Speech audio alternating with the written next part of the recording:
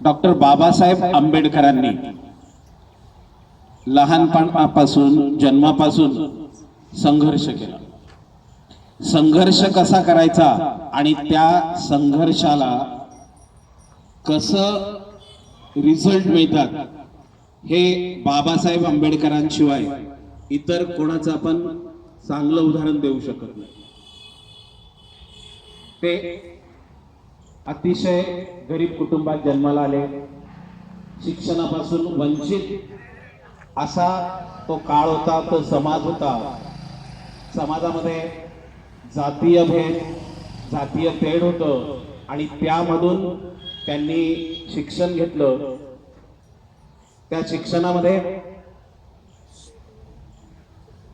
ज्या शाळेत ते शिकायचे त्या शाळेमध्ये जे दलित होते, वंचित होते, त्यांना वेगळं बसवलं जायचं। शाळेमध्ये पाणी पण त्या विद्यार्थ्यांसाठी वेगळं असायचं आणि जर इतर विद्यार्थ्यांना त्यांनी स्पर्श केला तर शिक्षा व्हायची। अशा काळामध्ये त्यांनी शिक्षण घेतलं। या ठिकाणी ते इयत्ता 7वीत असताना त्यांनी त्यांच्या चरित्रामध्ये, आत्मचरित्रामध्ये लिहिलेले की इयत्ता 7वी मध्ये असताना त्यांचे एक ब्राह्मण शिक्षक आणि त्या ब्राह्मण शिक्षकांनी त्यांचे केस विंचरून दिले आणि ती गोष्ट त्यांच्या लक्षात कायम राहिली की समाज चांगला आहे पण समाजाच्या विचारांना कीड लागलेली आहे। म्हणजेच समाजाचे जे विचार आहे ते विचार परिवर्तन करणं गरजेचं आहे। आणि मग त्यांनी शिक्षण घेतलं, शालेय शिक्षण झालं,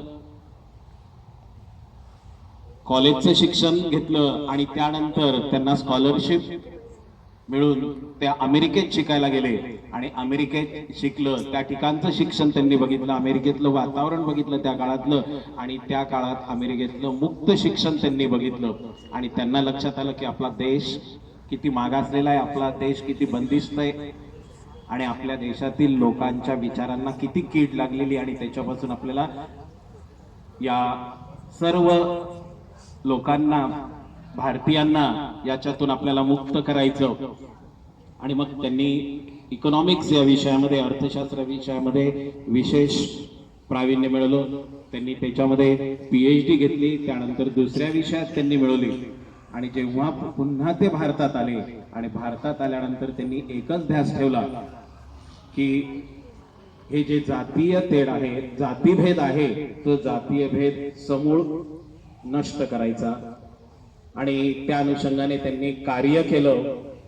त्यानंतर आपली जी राज्यघटना आहे त्या राज्यघटनेचे त्यांना शिल्पकार म्हणून संबोधलं जातं आणि खरोखरच त्यांनी त्या काळामध्ये जी राज्यघटना लिहिली ती राज्यघटना आजही आपल्याला, म्हणजे इतका भविष्यकालीन दूरधोरणे त्यांचा विचार होता की त्या काळात त्यांनी लिहिलेली ती राज्यघटना आजही आपण योग्य पद्धतीने वापरतो। मुक्त शिक्षण त्यांनी आपल्याला दिलं आणि खरोखरच त्यांचं जे भारतामध्ये, स्वतंत्र भारतामध्ये जे त्यांचं योगदान आहे ते खरोखरच स्तुत्य आहे, अतुलनीय आहे। आणि आज जरी थोडासा दुःखाचा दिवस असेल तरी मात्र आपण सर्व त्यांचे विचार पुढे घेऊन चाललेलो आहोत आणि समाज घडवण्याचं कार्य करतोय। त्याचबरोबर आज आपल्यामध्ये पण जे जातीय तेढ असेल, विचारांना जी काही बुरशी लागली असेल, बुरसटलेले विचार असेल, ते आजच्या दिवसापासून आपण सर्वांनी एक पण करू, एक शपथ घेऊ की आपणही भेदभाव, जातीभेद या सर्व गोष्टींपासून दूर जाऊ। ह्या खूप मामूली क्षुल्लक गोष्टी आहे, त्याच्या पलीकडे विश्व खूप मोठं आहे, जग खूप मोठं आहे आणि या विचारांना जर आपण पुढे घेऊन गेलो, कारण सर्व जग आज आपल्याकडे बघतोय। भारत लवकरच महासत्ता होणार आहे आणि महासत्ता होण्यासाठी सर्वात प्रथम आपल्या सर्वांमध्ये एक समानता पाहिजे, साम्यवाद जे आपण म्हणतो ते आपल्यामध्ये पाहिजे. आणि जोपर्यंत आपल्यात ते होत नाही, समानता येत नाही, जातीय भेद दूर होत नाही, तोपर्यंत आपण महासत्ता होऊ शकत नाही. आणि म्हणून सर्वांनी आजच्या या चांगल्या दिवशी ठरवू, शपथ घेऊ, पण करू की नाही, आजपासून आम्ही कोणतेही जातीय भेद ठेवणार नाही.